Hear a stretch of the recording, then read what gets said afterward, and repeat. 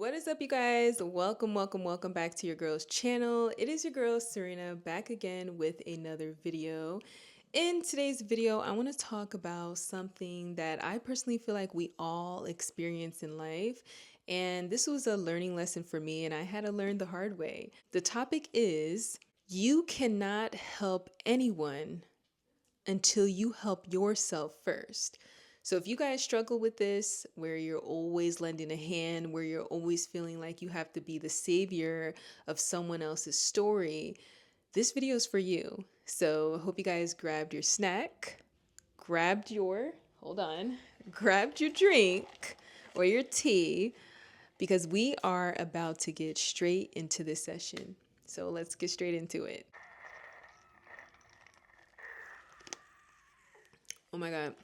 This right here, you guys need to go pick up. It's delicious, refreshing. You know, I've been victim of being the savior of every situation, everyone's life, right? And sometimes I find myself struggling to be the savior in my own life. I was always the person that was listening, always the person that was understanding, always the person that was just showing up for them, giving you the advice, giving you like a reality check, letting you know like I got you or whatever it is, like I'm there. But when it came to me, what is the plan for my life, right? So, you know, I think sometimes we get distracted when we're so focused on pouring into other people's cups, we're emptying our own. I had to really reflect and say, hey, listen, Serena, the things you're doing for other people, they're not going to do for you in return. You know, they may say, I'm here for you by you helping me out, like it's helping us out, you know, this, that, and the third. But it's like, are you really? Because if you were, you would understand that I need to focus on me first before I even can help you. I need to create a foundation first in order for me to properly help you. I can't do that without a foundation. You live and you learn. And, you know, it comes from a place where you have to learn from those experiences. That's what makes you actually stronger. Let's dive in a little bit deeper. What I realized is when you show up for other people and you give great advice, you're just there for them, everybody deems you as this person that has their shit together, right? Like, oh my goodness, this person gives me great advice, this person's always there for me, and the list can go on. And they fail to realize that you're also human and you go through your own shit. You just know how to mask it, right? But nobody checks in on the strong ones. Like I'm looked at as she got her life all together. She don't got no problems, you know. She knows what she's doing. You know, although that may be partially true, there are moments where I'm like, shit, I need to get my life together. Like what am I doing? What's next? Like I'm always thinking of a strategy, I'm always thinking of a game plan. And it's like I'm always pushing myself to the next level.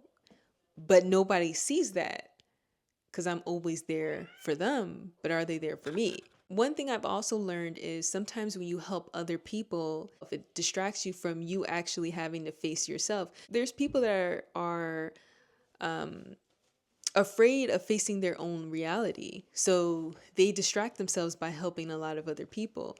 And I can't say that I've experienced that. I don't essentially distract myself. When I help other people, I don't distract. I'm like, okay, I know how to balance now, right? But there are people that mainly focus on helping other people to take most of the attention from themselves, you know, because it's a lot of work when you have to face reality. It requires discipline, it requires honesty, it requires patience. So change is actually uncomfortable. So that's why a lot of people distract themselves by helping others, because it's a lot. It's easier to fix other people's problems than to fix your own. When you help yourself, you essentially outgrow a lot of people. I actually have. And it's the best feeling because I know that I'm evolving and I'm, you know, essentially improving. I'm growing as a human being every single day. And I love it.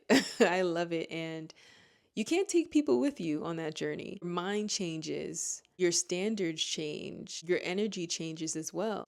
And the things that used to feel normal suddenly no longer feel normal anymore. You know, the conversation feels different, the environment feels different, you know, your life feels different. Not because they change, because you did. And once you realize that, you can't go back to the version of you that tolerated this. You start seeing things a lot clearly. You start to realize that you deserve more. You start to realize that your life has purpose. I'm essentially trying to say you can't lead someone else when you're lost. You have to find yourself first. You have to build yourself first. You have to choose yourself first. Because at the end of the day, nobody's responsible for your life but you. Nobody's responsible for your healing. Nobody's responsible for your life. And nobody's responsible for your growth. That responsibility belongs to you. And I think a lot of people are afraid of the truth because they can't blame anyone anymore. You know, it's all on you. This is your responsibility. Your life is your responsibility. No one else is to blame. Some people distract themselves from focusing on their life.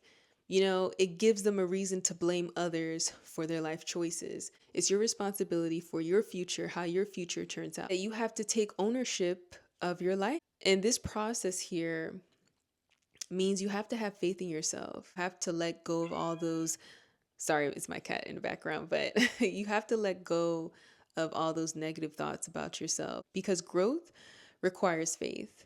I want you to understand something as well. When you're helping yourself, you're not abandoning others at all. You are honoring yourself. You are respecting yourself. You're becoming the person you're meant to be. When you become strong, whole, and secure, you can help others from a place of abundance, not emptiness. You can help others without losing yourself. And you can also help others without abandoning yourself. You can help others without sacrificing your future. But it all comes with you having to focus on yourself. You can't help other people when your life is falling apart.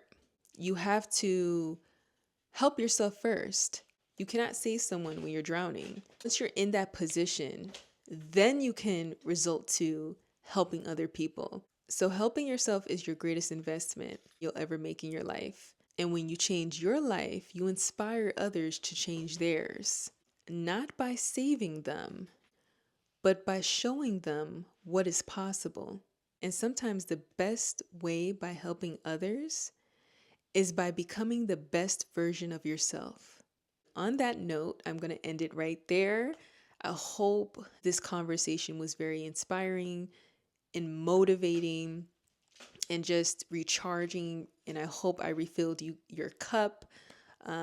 So if you're in a era or stage in your life where you always being the savior in someone else's story, I want you to take a moment to pause and focus on your life, pouring into your cup.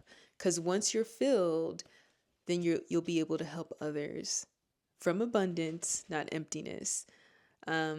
So make sure you give this video a big thumbs up, share it with a friend, share it with a family member, share it with someone who's struggling in this aspect of their life. I know I was. Make sure you guys give this video a big thumbs up. Make sure you like, comment, share, and subscribe. And I'll see you guys next time. Peace.